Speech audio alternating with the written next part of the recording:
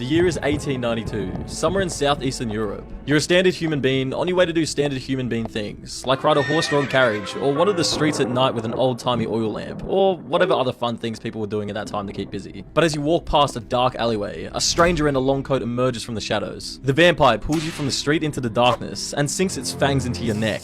That is your last living moment. Your life might be over, but your death has just begun. The transition from human to vampire must begin with your actual clinical death. Becoming a vampire is not just a simple blood exchange or magical transformation. Your heart stops beating, your lungs cease to draw breath, and for all medical purposes, you are deceased. Then reanimation. But reanimation isn't immediate. Traditionally, it takes 3 nights for the process to complete. During these 3 nights, your body undergoes excruciating changes that, thankfully, you're not conscious to experience. Your organs rot as they're no longer needed. They literally melt away, leaving behind a sulfurous goo. Your blood clots up and is gradually replaced by the vampiric essence that infected you. Your skin becomes pale and cold, losing its natural elasticity and warmth. Your canine teeth elongate and sharpen, transforming into the fangs you'll need for feeding. When you finally awaken on the 3rd night, the sensory overload is overwhelming. Your senses are heightened to supernatural levels. Sounds that humans can barely register now boom in your ears. Smells become so intense that they can physically repel you. Your vision sharpens dramatically, particularly in darkness, but at the cost of becoming painfully sensitive to bright light. But the biggest challenge is your hunger. This isn't ordinary hunger that can be satisfied with food. In fact, normal food and drinks become repulsive to you, often making you throw up if consumed.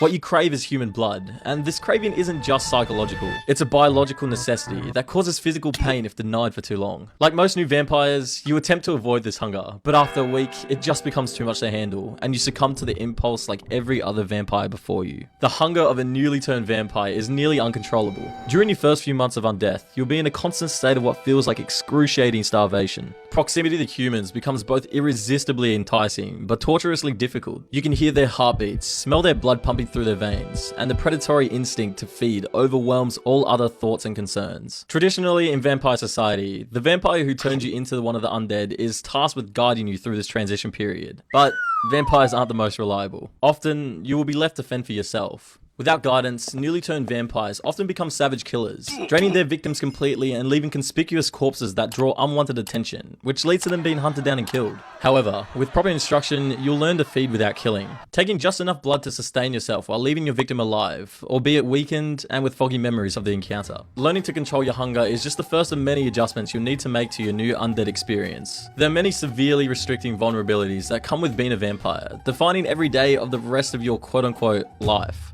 Sunlight is your most famous and deadliest enemy. If you find yourself in direct sunlight, no matter how minor, you will be burnt to a crisp in an instant. Even a fleeting torch of light will leave permanent burns, and diffused daylight through windows or on cloudy days will still cause severe burning and pain. This forces you into a completely nocturnal existence, limiting your activities to the nighttime hours and requiring you to have a secure shelter during daylight. You eventually become incredible at telling the time, developing a strong sense of when the sun is going to arise. In the winter, you have a lot of time to go out in the open and feed, but in the summertime, hours in the day without the sun dwindle. Sometimes, you have as little as 5 or 6 hours to operate at night before the sun emerges again. You may be functionally immortal, but you have far less productive hours in the day than normal humans. Finding a suitable shelter for the daytime becomes a constant concern. Traditional law states that vampires must rest in soil from their native land, usually within a coffin. Some of the older vampires insist that this is an ironclad rule, and considering they have been around for centuries, if not millennia, they are kind of the experts. However, there's also rumors of more modern vampires who just rest somewhere that is absolutely lightproof, but you don't really want to risk finding out. So you take some soil from your home and place it wherever you rest, just to be safe. Your daytime sleep is not optional. As dawn approaches, you're overcome by paralysis that renders you completely vulnerable until the sun sets again. This daily period of helplessness is perhaps your greatest weakness, because any humans who discover your resting place could easily destroy you while you're unable to defend yourself. Water is also another significant obstacle.